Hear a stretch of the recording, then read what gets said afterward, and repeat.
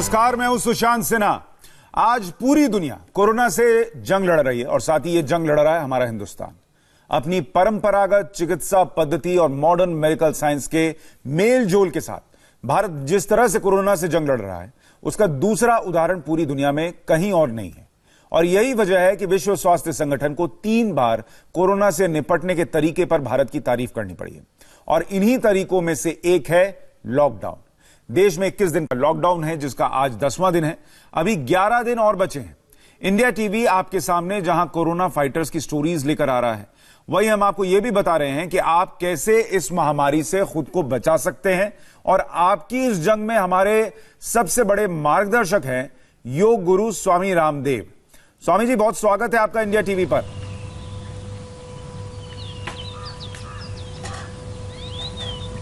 बहुत बहुत प्रणाम। आइए हम शुरू करते हैं कोरोना से जंग बाबा रामदेव के साथ।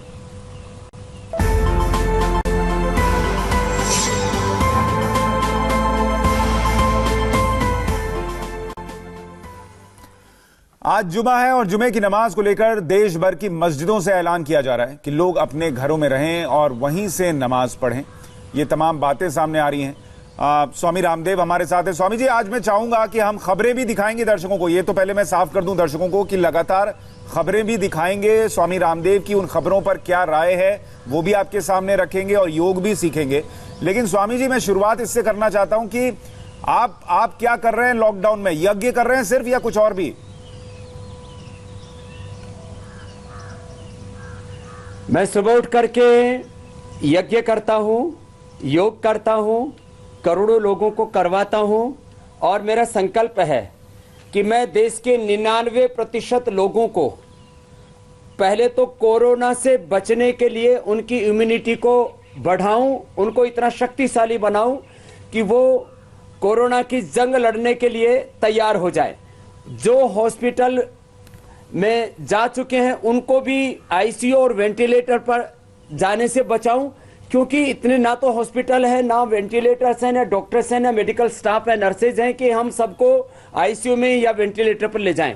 तो हम अपने घरों में ही रह करके अपनी इम्यूनिटी को बढ़ाएं, अपनी क्रोनिक बीमारियों को कंट्रोल करें, अपने क्रोनिक बीपी, शुगर, डायबिटीज को, हार्ट प्रॉब्लम को, अपनी इम्यूनिटी को बढ़ाएं।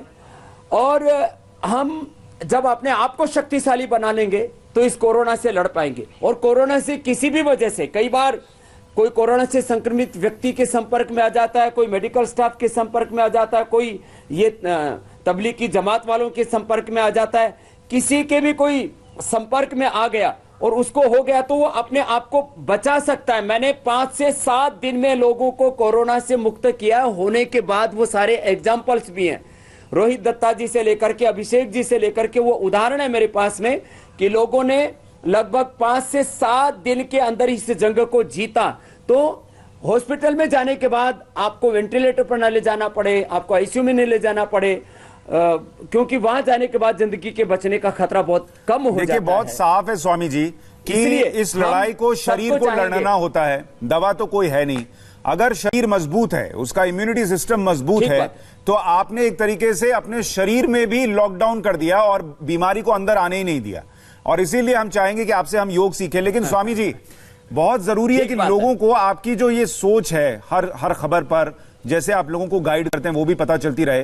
कल एक बड़ी अजीबोगरीब खबर आई स्वामी जी। खबर ये थी कि गाजियाबाद के सीएमओ ने लिखित में दिया कि वहां पर जो जमात के लोग इलाज के लिए आइसोलेशन वार्ड में रखे गए हैं, वो वहां पर बिना कपड़ों के घूम रहे हैं, वो वहां पर अभद्र टिप्पणियां कर रहे हैं, वो वहां पर अश्लील वीडियोस देख रहे हैं, ऑडियो सुन रहे हैं, और जो महिला कर्मचारी आ रही हैं उनकी तरफ अश्लील इशारे कर रहे हैं।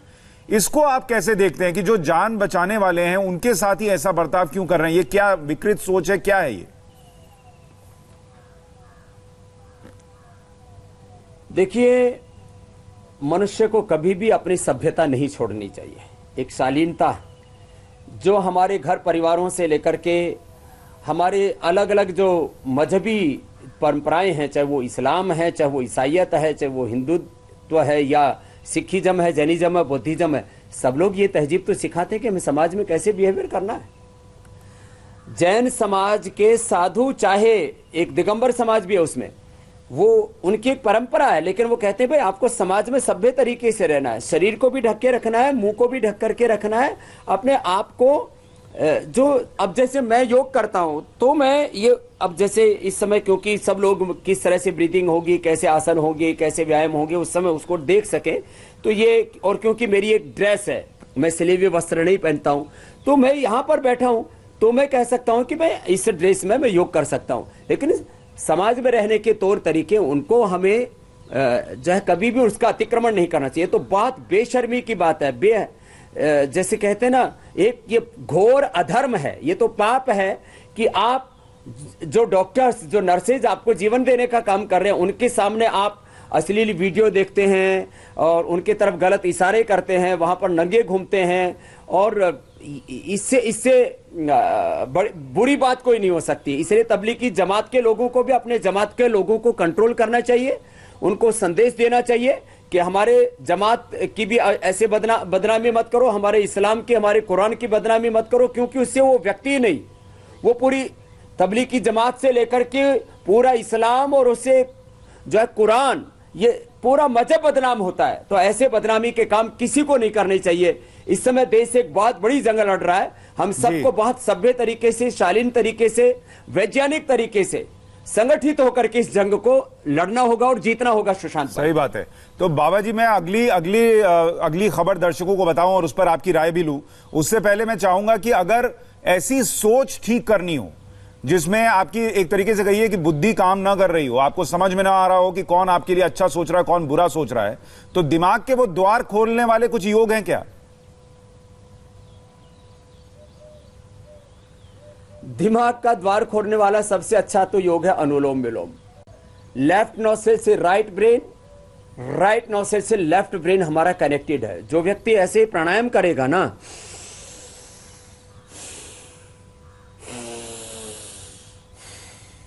उसका लॉजिकल ब्रेन और इमोशनल ब्रेन, लेफ्ट नोस्ट्रिल से हमारा इमोशनल ब्रेन, राइट नोस्ट्रिल से हमारा लॉजिकल ब्रेन बैलेंस रहेगा।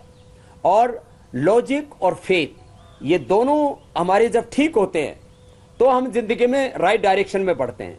मुझे लगता है ये जो मजहबी उन्माद जिन लोगों में होता है, उनका लॉजिकल ब्रेन बंद हो जाता है, कोई भी उनको गुमराह कर देता है, किसी भी तरह के व्हाट्सएप मैसेज वायरल कर देते हैं, डॉक्टरों को, नर्सेज को पत्थर मरवाते हैं, उनके ऊपर थूकते हैं। कितनी बेशर्मी, बेहया की ये बेहया बात है कि आप सोच ही नहीं रहे। तो मुझे लगता है ये अनुलोम विलोम प्राणायाम सबको करना चाहिए। इससे हमारा लॉजिकल और इमोशनल दोनों ब्रेन बैलेंस रहेंगे और हम विज्ञान के साथ धर्म और अध्यात्म की यात्रा को ठीक से कर पाएंगे। नहीं तो ये हमारे मजहब की भी बदनामी का कारण बनेगा, देश की भी बदनामी का कारण बनेगा और हमारे जीवन के लिए और देश के लिए हम खतरा खड़ा कर देंगे। ये बहुत गलत बात होगी। अच्छा, ऐसा ना हो कि जिनको अपना लॉजिकल ब्रेन खोलने की ज्यादा जरूरत है वो सिर्फ दाहिनी नाक से ही सांस लेते रहें, बाईं वाली भूल जाएं। वो बाईं वाली भी खोलनी जरूरी है ताकि इमोशनल द्वार भी खुले और इमोशन से आप जुड़े हैं कि सामने वाला मेरे लिए क्या कर रहा है ये आपको समझ में आए। लेकिन स्वामी जी, और कुछ योग आसन आप बता सके हमारे दर्शकों के फिटनेस को और प्रबल करने के लिए, मजबूत करने के लिए? सुशांत भाई, मैं यहीं से शुरू करता हूं बात। ठीक है। कि सबसे पहले जो लोग घरों में लॉकडाउन के दौरान बैठे हुए, वो अकर्मण्य होकर के ना बैठें। कुछ लोग 4, 5, 6, 7, 8 बजे भी उठने वाले हैं, तो अब तो सब पूरा उठ ही चुके हैं, पूरा हिंदुस्तान अब उठ चुका है। अब उठ करके खाली टीवी देखने से बात नहीं बनेगी, खाली अखबार देखने से या अलग अलग सोशल मीडिया पर एक सोशल गैंग भी और उसके ऊपर एक व्हाट्सएप यूनिवर्सिटी चलती है, उसकी खबरें देखने मात्र से, खाली डर करके खूब ज्यादा होने मात्र से बात नहीं बनेगी। उठ करके थोड़ी हिम्मत कीजिए। कम से कम ऐसे तो करीब 15-20 प्रकार के प्राणायाम है, उसमें 5-7 प्राणायाम इतने इजी है जो सब कर सकते हैं। भस्त्रिका करें, बच्चे, बुजुर्ग, जवान, जिनको क्रोनिक डिजीज है, जिनकी इम्यूनिटी लो है, किसी भी प्रकार से रोगी, निरोगी, योगी, सब कर सकते हैं। ये डीप ब्रीदिंग इतना इजी है।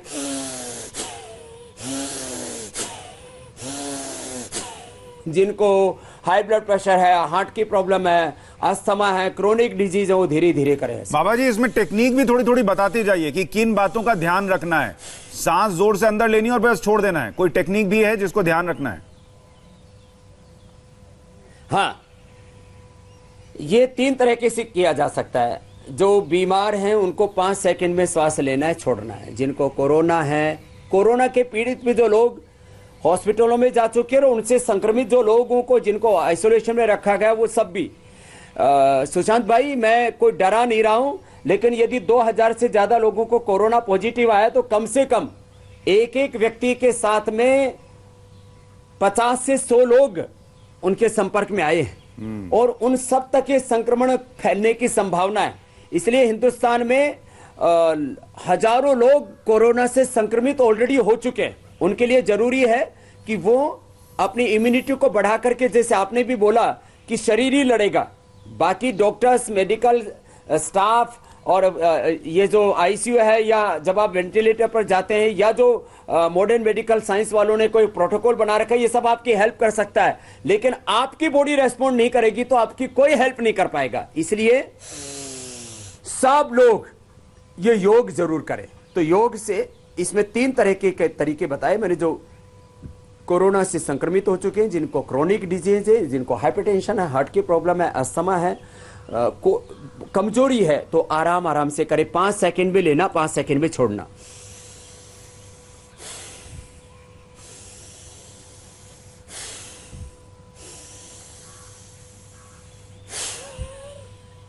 एक तो ये तरीका है आराम आराम से वाला।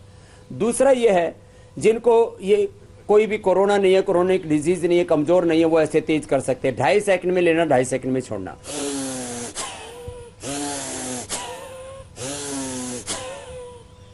ये thoracic breathing up to diaphragm, lung से ब्रीदिंग होती है, पेट में श्वास नहीं जाता, पेट में खाना और पानी जाता है, फेफड़ों में श्वास जाता है। तो ये ऐसे पहले 5 सेकंड वाला, दूसरा 2.5 सेकंड वाला। और जो पूरी तरह से निरोगी हैं, यंगस्टर्स हैं, फुली एनर्जेटिक हैं, सो वो ऐसे आधा से 1 सेकंड में सांस लेना और छोड़ना, वो 100 से 150, 200 तक अपना ब्रेथ रेट ले जा सकते हैं ऐसे।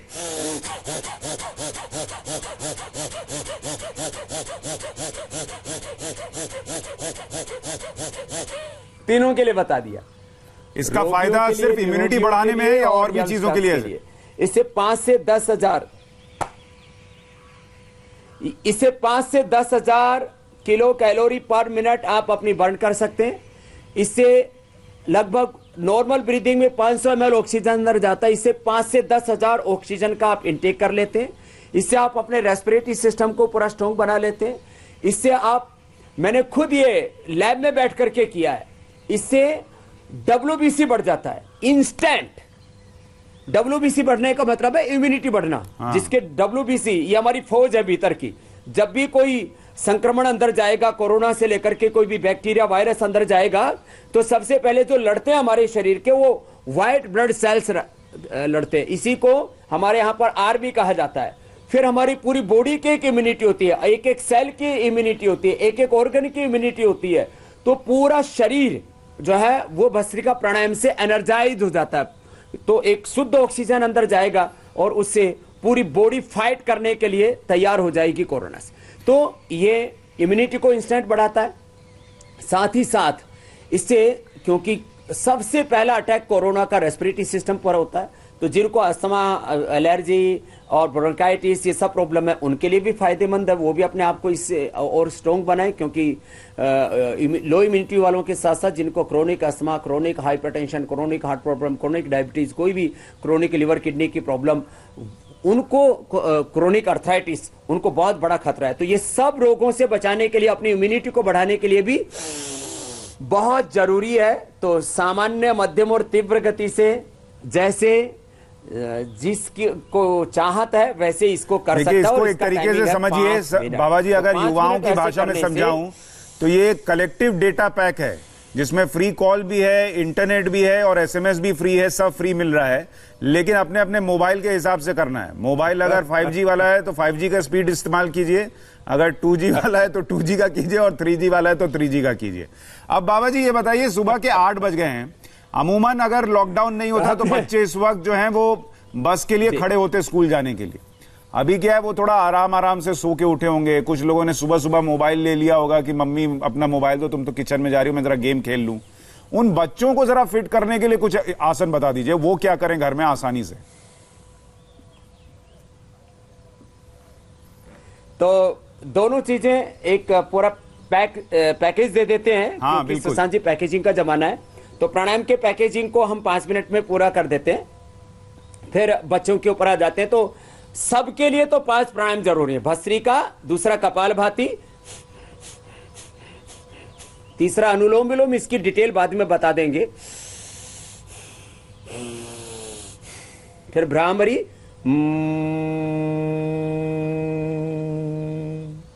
ओम, ये 5 तो संजीवनी का काम करेंगे, ये रामबाण का काम करेंगे सबके लिए। फिर आपने जो बच्चों को का पूछा, तो बच्चे प्राणायाम जरूर करें, बच्चों की भी इम्यूनिटी लो होती है और उनको भी हमें कोरोना से बचाना बहुत जरूरी है। तो प्राणायाम के साथ साथ वो 5 आसन भी करें। तो बच्चों को ये 5 आसन कराएंगे तो उनको हम बिजी भी रख पाएंगे और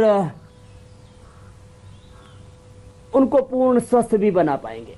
तो पहले दीवार के साथ करवाएं ये शीर्षासन, इससे बच्चों की इम्यूनिटी भी बढ़ेगी, उनकी मेमोरी बढ़ेगी, उनका आईक्यू लेवल बढ़ेगा और इससे बच्चों में एक डिसिप्लिन भी आएगा। तो ये तो शीर्षासन हुआ सुशांत जी, सब बच्चे पहले दीवार के साथ कर लें।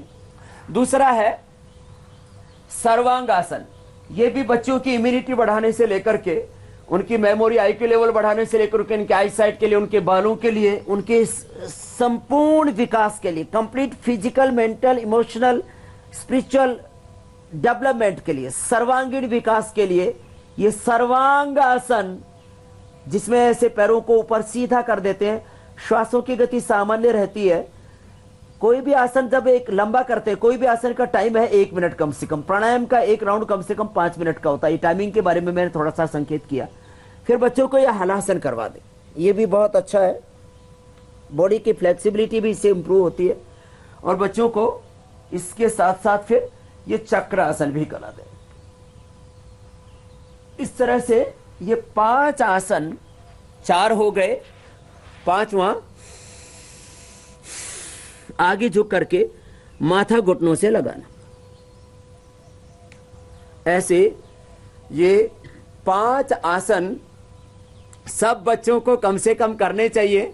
और सुशांत जी, बच्चे सूर्य नमस्कार करने में भी बड़ा इंटरेस्ट अच्छा, लेकिन स्वामी जी आप सूर्य नमस्कार पर आए, नमस्कार भी उससे पहले मैं चाहता हूं एक चीज, बच्चे एक रिक्वेस्ट है मेरी, क्योंकि देखिए आपने जो आसन बताया शीर्षासन और सर्वांगासन, इन दोनों में एक चीज यह है कि अगर आसन का पोस्चर ठीक नहीं है तो नेक इंजरी हो सकती है, दूसरी इंजरीज हो सकती हैं। चूंकि बच्चे हैं तो मैं चाहूंगा आप इन दोनों की थोड़ी टेक्निकलिटी समझा दें कि जब शुरुआत कर रहे हैं शीर्षासन की या सर्वांगासन की, किन बातों का ध्यान रखें ताकि इंजरी ना हो।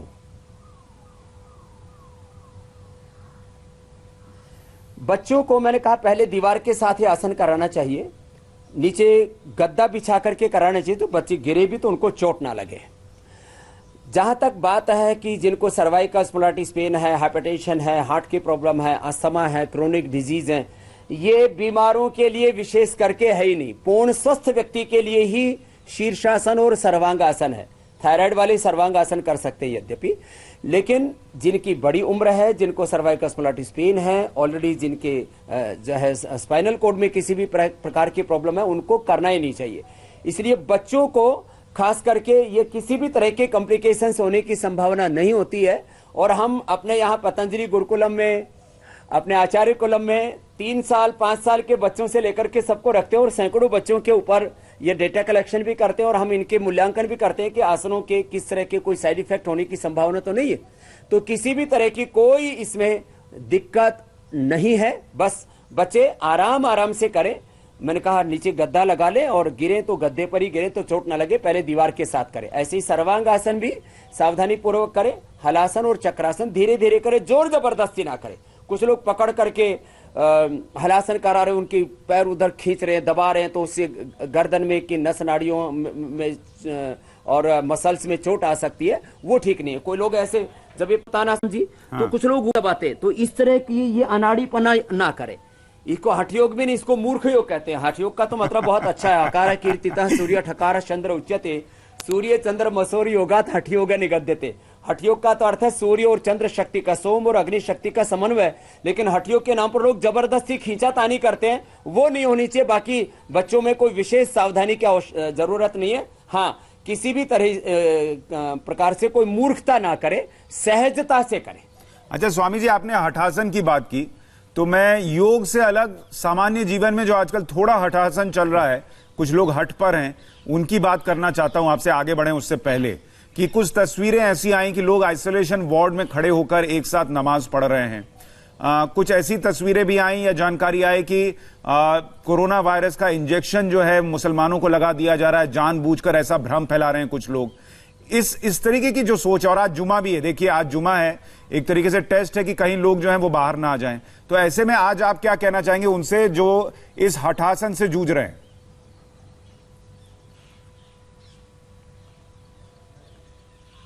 देखिए, जिसको हम खुदा, अल्लाह, ऑलमाइटी गॉड, वाहिगुरु, अकाल पुरुष, परमात्मा, भगवान कहते हैं, वो एक शक्ति है। भगवान कोई ऐसे नहीं है कि ये कोई पिक्चर नहीं है, कोई तस्वीर नहीं है, वो हमारी तकदीर है। तो भगवान को खुश करने के लिए आपको कोई भीड़ भाड़ में इकट्ठा होने की जरूरत नहीं है। भगवान को खुश करने के लिए कहीं किसी स्थान विशेष पर जाने की जरूरत नहीं है। वो तो आपके ईमान से, आपके कर्म से, आपके ज्ञान से, आपके भाव से, आपके आचरण से, आपके स्वभाव से, आपके जीवन की सच्चरित्रता, पवित्रता से खुश होंगे। इसलिए कबीर साहब तो कहते हैं, पानी में मीन प्यासे रे मोहि सुन सुन आवत हासी, आत्मज्ञान बिना नरक भटके। कोई मथुरा, कोई काशी, कोई मक्का, कोई मदीना, कोई काबा जाता है, कोई वेटिकन सिटी जाता है, मठ मंदिर गुरुद्वारे जाते हैं। फिर भाई आपके भीतर है, प्रभु का द्वार तो आपके अंदर है। गीता में भगवान श्री कृष्ण कहते हैं, ईश्वर स्वभूतानाम हृदय से अर्जुन तिष्ठति।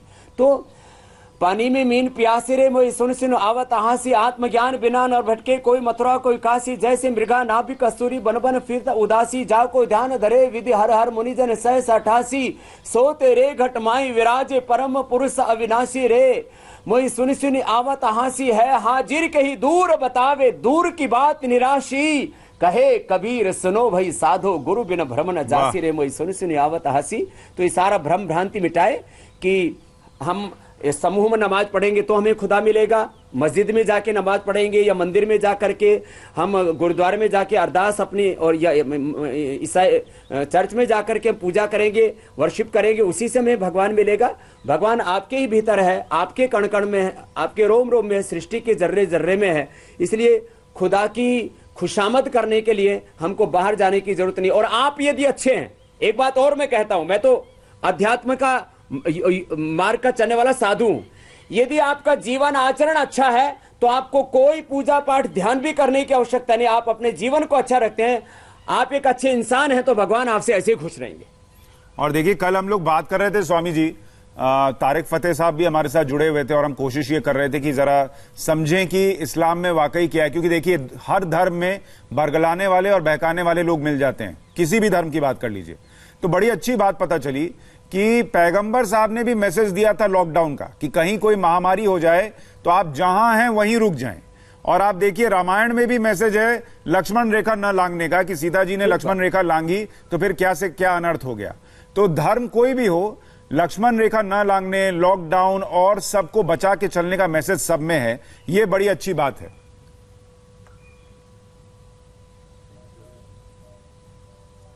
देखिए, विधि और निषेध, इसी के ऊपर पूरा धर्म है, पूरा अध्यात्म है, पूरे कानून है। क्या करना है, क्या नहीं करना है, जो नहीं करना उससे बचना, और जो करना है उसको करना, यही धर्म है। और धर्म की कोई दूसरी डेफिनेशन नहीं है।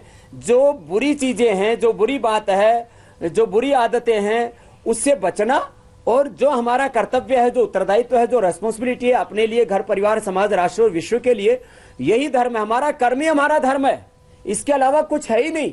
स्वकर्मणातम अभ्यर्च्य सिद्धिम विन्दति मानवः। कर्म के अलावा कोई धर्म है ही नहीं, और जिसके कर्म अच्छे नहीं है उसके लिए कोई धर्म है ही नहीं। किसी धर्म से उसका उद्धार नहीं हो सकता, और जिसके मैंने कहा कर्म अच्छे हैं उसका वो कर्म ही धर्म है। यही हमारे शास्त्रों का सार है, निष्कर्ष है सुशांत भाई। बिल्कुल, देखिए, अभी तो कर्म ये भी है और धर्म ये भी है कि घर में रहें, और घर में रहते हुए योग करें। आप सूर्य नमस्कार बताने वाले थे, जरा उसको विस्तार से बता दीजिए, उसके फायदे बता दीजिए, आसन बता दीजिए। जरूर। देखिए, जो खास करके जवान है वो भी घरों में है। अब वो जिम में नहीं जा सकते, जाना भी नहीं चाहिए, और सबके घर में जिम है नहीं। मुश्किल से 1-आधा% होंगे पूरे हिंदुस्तान में जिन्होंने घर में कुछ ट्रेडमिल आदि लगा रखा है। ट्रेडमिल की भी जरूरत नहीं है, आप घर में ऐसे ही कीजिए ना। ट्रेडमिल के बिना आप अपने आप दौड़ सकते हैं। मैं ऐसे ही दौड़ता हूँ, ऐसे ऐसे इस तरह से, ऐसे 5 मिनट दौड़ लेता हूँ बिना ट्रेडमिल के। तो जिम का विकल्प भी है सूर्य नमस्कार, और सूर्य नमस्कार के साथ साथ कुछ और भी हम अभ्यास बता देंगे। तो अभ्यास हैं और इससे पूरे शरीर को ऊर्जा मिल जाती है। बच्चों से लेकर के, जवानों से लेकर के एज ग्रुप जितना कर पाए उतना करने की कोशिश करें। सांस अंदर भर के पीछे, श्वास बाहर छोड़ करके आगे झुकते हैं। 12 अभ्यासों का एक बहुत अच्छा पैकेज है। आगे झुक करके कोशिश करें कि मेरे साथ कई चीजें लगी हुई है, टेलीकास्ट के लिए जरूरी होता है वो, तब भी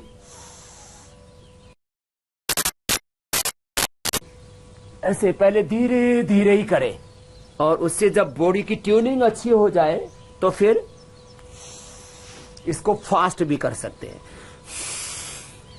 पहले तो धीरे धीरे करना ही अच्छा। इसमें प्राणायाम भी हो जाता है। लंबे श्वास लिया, पीछे झुके, श्वास बाहर छोड़ा, आगे झुके।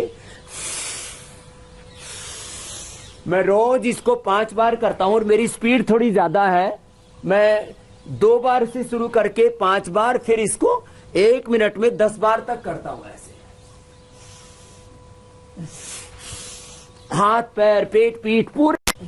कि कितनी कैलोरी बर्न होती है 1 मिनट 10 बार सूर्य नमस्कार करने से? देखो, यदि आप इसको 5 मिनट तक कर लेते हैं तो आप अपनी 5 मिनट में कम से कम 25 से 50 हजार किलो कैलोरी बर्न कर सकते हैं 5 मिनट के अंदर, और इससे बेहतर कोई दूसरा उपाय नहीं हो सकता। तो ये बच्चों को भी कराइए तो उनका संपूर्ण शारीरिक, मानसिक, बौद्धिक, आध्यात्मिक विकास होगा। जवानों को करवाइए, उनकी बॉडी भी शेप में आएगी। इससे भुजाएं भी अच्छे शेप में रहती है। नहीं, मैं तो देख रहा हूँ आप क्या, बहुत सारे लोग ये सोचते हैं स्वामी जी की योग से बॉडी शेप में नहीं आती। देखिए, आपका चेस्ट भी बना हुआ है बिल्कुल, अभी आप पोज करके भी दिखा रहे हैं। 6 पैक भी है, आपके ट्राइसेप्स भी हैं और बाइसेप्स भी हैं।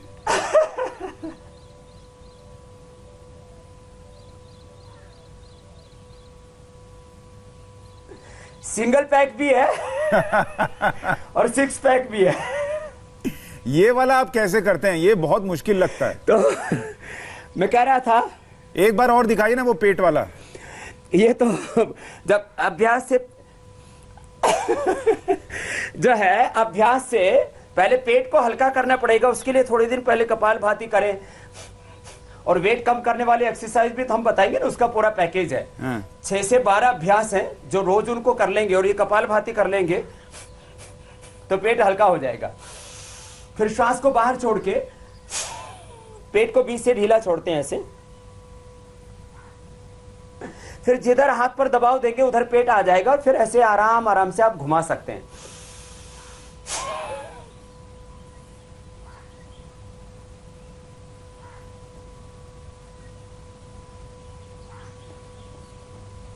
स्वामी जी, ये आसन देखकर कई बार लोग ये पूछते हैं कि स्वामी जी लस्सी में चीनी डाल के पीते हैं या अंदर पेट में ऐसे मिलाते हैं?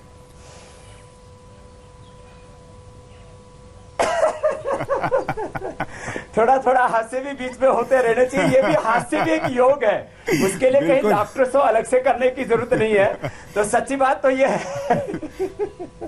मैं चीनी पीता ही नहीं हूँ। मैं या तो दही में, छाछ में या दूध में डालता भी हूं तो हनी या जैगरी पाउडर, गुड़ का पाउडर डालता हूं।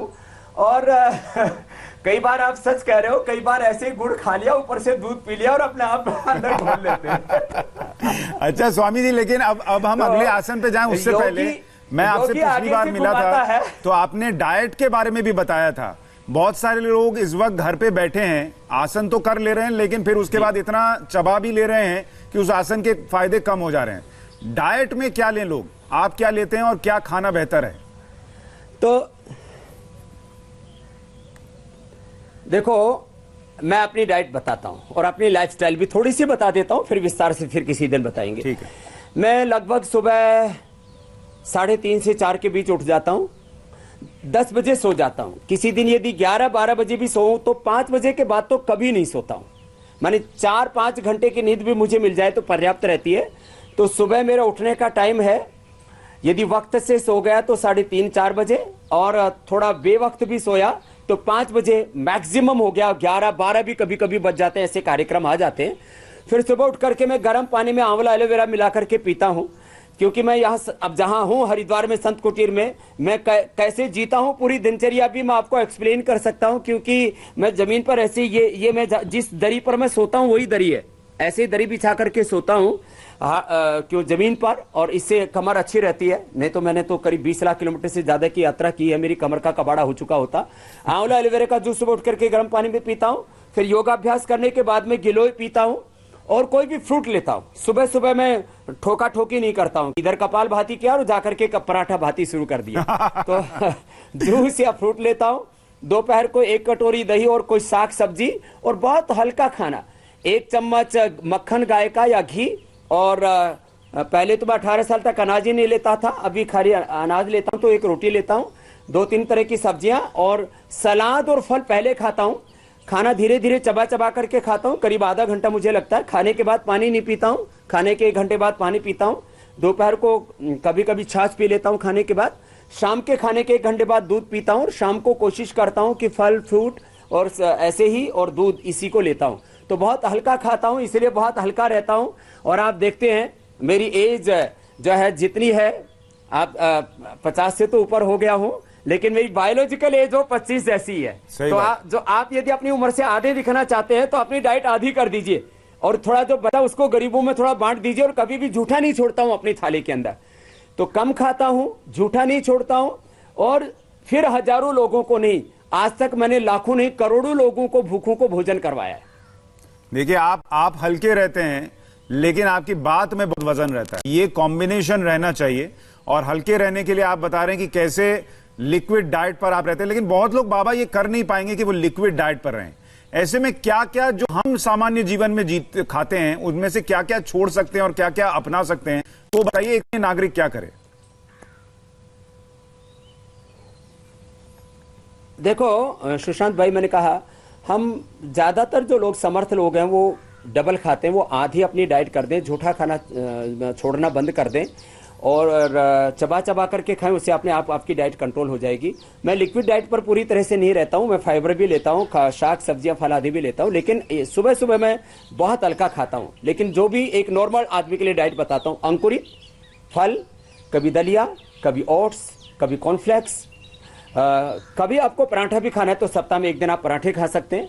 तो अलग अलग चीजें, डिफरेंट ग्रेन्स जो है उनको लेकर के, अलग अलग अनाज, अलग अलग तेल, अलग अलग प्रकार की शाक सब्जियां, अलग अलग प्रकार की दालें खाने से पूरे कंप्लीट न्यूट्रिशन बॉडी को मिल जाते हैं। तो कॉम्बिनेशन ये रहना चाहिए कि सप्ताह में कम से कम 1 बार अंकुरित खाएं, सप्ताह में कम से कम 1 बार फल खाएं सुबह नाश्ते में, 1 बार लिक्विड कोई भी लौकी का जूस, जिनको हाई ब्लड प्रेशर हार्ट की प्रॉब्लम है, जिनको शुगर है, कम से कम वो खीरा करेला टमाटर का जूस।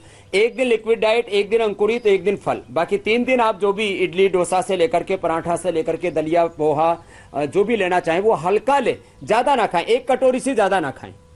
लोग थाली भर के जो खाने के लोगों की आदत है, आधा किलो 1-1 किलो, वो ठीक नहीं है। और खाने के तुरंत बाद पानी ना पिए, चबा चबा करके खाना खाएंगे तो अपने आप ही चीजें कंट्रोल हो जाएंगी। दोपहर के खाने में भी अलग अलग प्रकार के फ्रूट्स, वेजिटेबल्स, ग्रेन्स की, बाजरा, मकई, जवार, रागी, अलग प्रकार के जो अनाज, उनके रोटी, अलग अलग प्रकार की दालें, साग सब्जियां जो भी लॉकडाउन में उपलब्ध होती हैं वो लें, लेकिन सीक्वेंस से रखें। पहले सलाद लें, फल लें, उसके बाद पका हुआ खाएं। और कोई भी जो भी मिष्टान खाना है, क्योंकि लोग अब घर में हैं तो अलग अलग तरह की, कोई खीर बना रहा है, कोई हलवा बना रहा है, कोई अलग अलग प्रकार के लड्डू बना रहे हैं, तो जो भी आपको मिष्टान खाना है वो अंत में खाएं। और जो मिष्टान है या जो भारी चीजें हैं उसको मुंह में कुछ देर तक रखिए। हलवा 1 चम्मच, गुलाब जामुन, रसगुल्ला, जो है मसूर पाक, जो भी आप खा रहे हैं, थोड़ी देर उसको अंदर रखेंगे मुंह में, तो आपके स्वाद के ऊपर आपकी विजय हो जाएगी। माने 5 रसगुल्ला खाने में जितना समय लगता है उतनी देर तक 1 ही रसगुल्ले को अपने मुंह में रखेंगे तो 5 खाने से बच जाएंगे, स्वाद भी पूरा मिल जाएगा, आपके हेल्थ भी बच जाएगी। तो सुबह का नाश्ता 8 बजे के आसपास, दोपहर का खाना 12 से 1 बजे के बीच में, और शाम का खाना यदि हो सके तो सूर्यास्त से पहले या 7 बजे से पहले ले लेंगे तो आप बीमार नहीं पड़ेंगे। रात को सोते समय भूख लगती है तो थोड़ा दूध ले सकते हैं, या कुछ लोग उल्टा प्रचार करते हैं कि रात को फ्रूट नहीं खाने चाहिए। हाँ, खास करके जो केला है, जो कफकारक फ्रूट है वो नहीं लेने चाहिए, लेकिन पपीता, सेव और बाकी फ्रूट आप रात को भी ले सकते हैं। 7 बजे किसी ने खाना खाया, बाद में आपको बहुत भूख लगती है तो आप रात को दूध पी सकते हैं या आप फ्रूट ले सकते हैं। तो 3 बार का खाना सबके लिए ज्यादा अच्छा है। बाकी जिनको बहुत ज्यादा भूख लगती है वो 8 बजे, 12 बजे, फिर शाम को 4 बजे और रात को फिर 8 बजे, ऐसे 4 बार में थोड़ा थोड़ा करके खाएं तो आपका मेटाबॉलिज्म अच्छा रहेगा और आपको कोई बीमारियां नहीं होगी। क्योंकि आहार का हमारे स्ट्रक्चर पर बहुत बड़ा प्रभाव पड़ता है, क्योंकि जो शरीर बना है ये खाने से ही बनता है। रस, रक्त, मांस, मेद, अस्थि, मज्जा, शुक्र, जो हमारे बॉडी में ब्लड है, बोन्स है, मसल्स हैं, फैट है, ये सब इसका जो रॉ मटेरियल है वो हमारा खाना ही है। इसलिए खाने का हमारे शरीर पर और हमारे मन पर, हमारे विचारों पर भी बहुत गहरा प्रभाव पड़ता है सुशांत भाई। इसलिए हमारे का आहार शुद्धौ सत्व शुद्धि, सत्व शुद्धौ ध्रुवा स्मृति, स्मृतिर्लब्धे सर्वग्रंथनम विप्रमोक्ष, युक्ताहार विहार से, युक्त चेष्टा से कर्मसु, युक्त स्वप्नावबोध से योगो भवति दुखा। तो ये मैंने थोड़ी देर में डाइट प्लान थोड़ा बता दिया। बताइए, आपने योग बता दिया, डाइटिशियन की भूमिका निभा दी। अब स्वामी रामदेव जहां मिल जाएं, किसी को और कहीं जाने की जरूरत ही नहीं है। बस इंडिया टीवी पर आप रोज 8 बजे इसी तरीके से लोगों को बताएंगे और फिर कोरोना क्या है, कोरोना तो बहुत दूर की बात है, कोई बीमारी पास नहीं आएगी। मैं ये कह रहा हूं कि जिन लोगों को बीपी है बाबा जी, अभी तो टेंशन बहुत बढ़ा हुआ है, ऐसे में बीपी भी बढ़ जाता है। बीपी कंट्रोल करने के लिए कौन से आसन कर सकते हैं? मैं एक बात भी आपसे पूछ लेता हूं सुशांत भाई, आप 8 बजे से शुरू किया, अभी कोई ब्रेक नहीं ले रहे हैं। हाँ। तो आप ये बिना ही ब्रेक के चला रहे, तो ये कॉमर्शियल ब्रेक नहीं लेंगे तो ये तनख्वाह कहां से आएगी सुशांत भाई को देने के लिए? तो एक ब्रेक भी जरूर ले लेना। लेकिन मैं आपको अनुलोम विलोम, भ्रामरी, उद्गीत, शीतली और शीतकारी ये प्राणायाम पहले बता देता हूं। बीपी जिनको है, हार्ट की प्रॉब्लम है, वो ये 5 प्राणायाम जरूर करें। एक तो अनुलोम विलोम,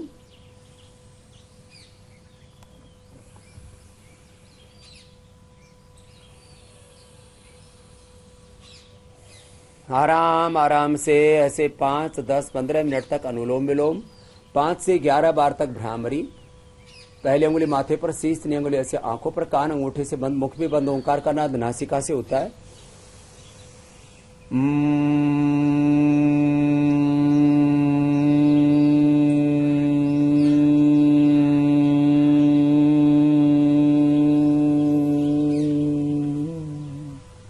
ये 5 से 11 बार। फिर उद्गीत, श्वास 11 भर के ओम बोलना, ओ।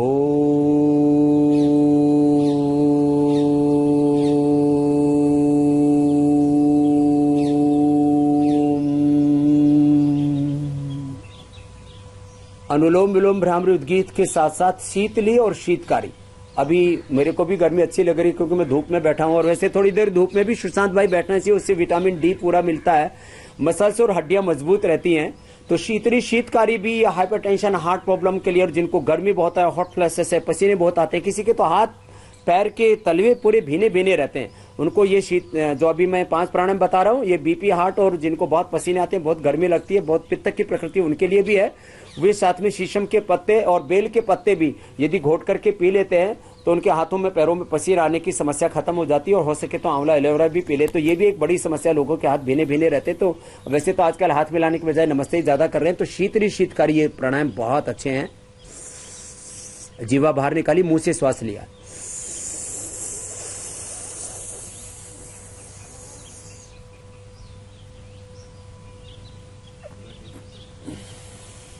मुंह से लेना, नाक से छोड़ना, जीवा बाहर निकाल के चोंच की तरह बना करके। शीतली है, इसको भी 7 से 11 बार तक किया जा सकता है। और शीतकारी, अब जीभ बाहर नहीं है, जीभ दांतों के पीछे, दांत बंद है, होठ खुले हुए, मुंह से श्वास ले रहे।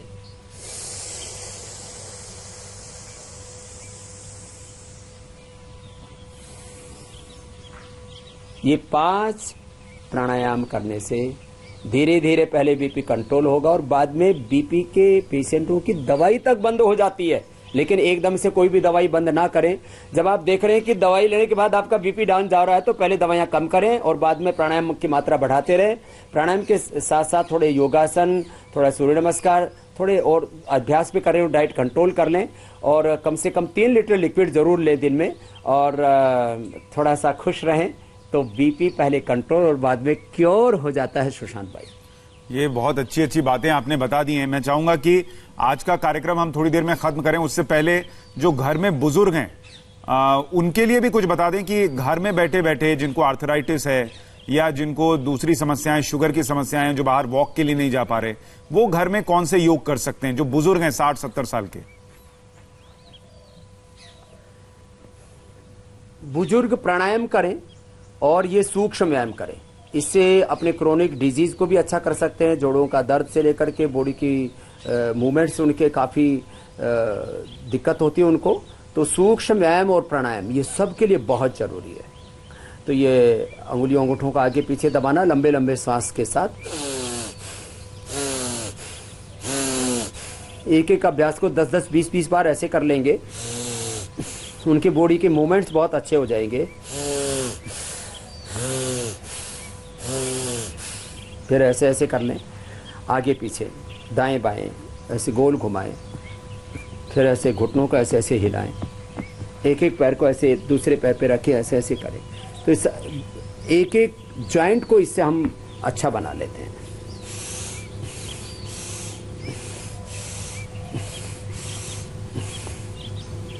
फिर ऐसे कर सकते हैं, इसको चक्की आसन बोलते हैं।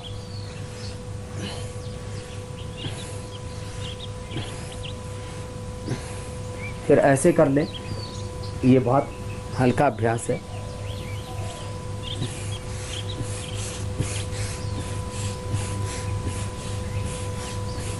फिर ये ऐसे बटरफ्लाई कर लें। फोन कट हो गया, लगवा लो। नहीं, ये तो आपने सारे आसन ऐसे बता दिए जो दर्शक इंडिया टीवी देखते देखते आराम से टीवी के सामने बैठ के कर सकते हैं।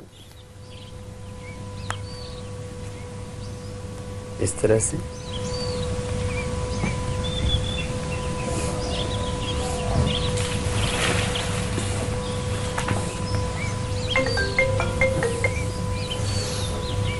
दोनों तरफ से, फिर ऐसे एक दूसरे हाथ को पीछे से खींचना, ऐसे सांस अंदर भर के।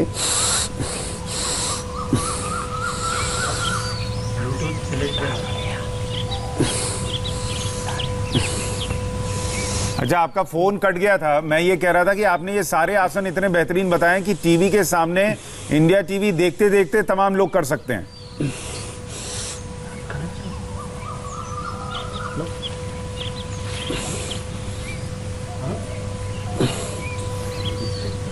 स्वामी जी, आप सुन पा रहे हैं? सूक्ष्म व्यायाम हो गए गर्दन से लेकर के पूरे शरीर के लिए। तो ये सूक्ष्म व्यायाम और बुजुर्ग प्राणायाम अवश्य करें। और वो प्राणायाम ज्यादा कर सकते हैं, 2 बार कर सकते हैं। और अपने BP, sugar, asthma, arthritis, diabetes, जो भी प्रॉब्लम्स हैं, अपने क्रोनिक डिजीज को भी काफी हद तक योग से और एक स्वस्थ जीवन शैली से कंट्रोल कर सकते हैं। स्वामी जी, मैं माफी मांग रहा हूं, आपका शायद फोन कट गया है और मैं आपको तहे दिल से जो शुक्रिया कहना चाह रहा था वो अभी तो आप तक नहीं पहुंच पाया। आवाज आ गई है सुशांत? आ गई, बहुत बढ़िया। मैं पहले कह रहा था कि आपने अभी आ गई, आवाज आ गई। हाँ, तो मैं बस इतना कह रहा था कि आपने ये सारे आसन जो बताए बहुत ही लोगों के काम आएंगे और बहुत सारे ऐसे बताए जो इंडिया टीवी देखते देखते टीवी के सामने बैठकर किए जा सकते हैं, कहीं जाने की जरूरत नहीं है। तो बहुत बहुत शुक्रिया स्वामी रामदेव जी आपका। तो आप हमारे साथ जुड़े। आज वक्त बड़े इतना ही बुजुर्ग हैं। और मैं दर्शकों को यह भी बता दूं कि आप हमारे साथ रोज सुबह 8 बजे जुड़ेंगे। जब तक लॉकडाउन है, स्वामी रामदेव जी हमारे साथ रोज सुबह 7:57 पर जुड़ जाएंगे। योग भी बताएंगे, अध्यात्म की बातें भी करेंगे, डाइट क्या होना चाहिए ये भी बताएंगे और दिन की बड़ी खबरों पर अपनी राय भी रखेंगे। स्वामी जी, आपका बहुत शुक्रिया। आगे बढ़ने से पहले आपको एक बार फिर बता दें, कोरोना पर एक बार फिर प्रधानमंत्री मोदी देश को संदेश देने वाले हैं। पीएम मोदी सुबह 9 बजे देश के नाम वीडियो संदेश जारी करेंगे। प्रधानमंत्री का वीडियो संदेश आप जरूर देखिएगा इंडिया टीवी पर।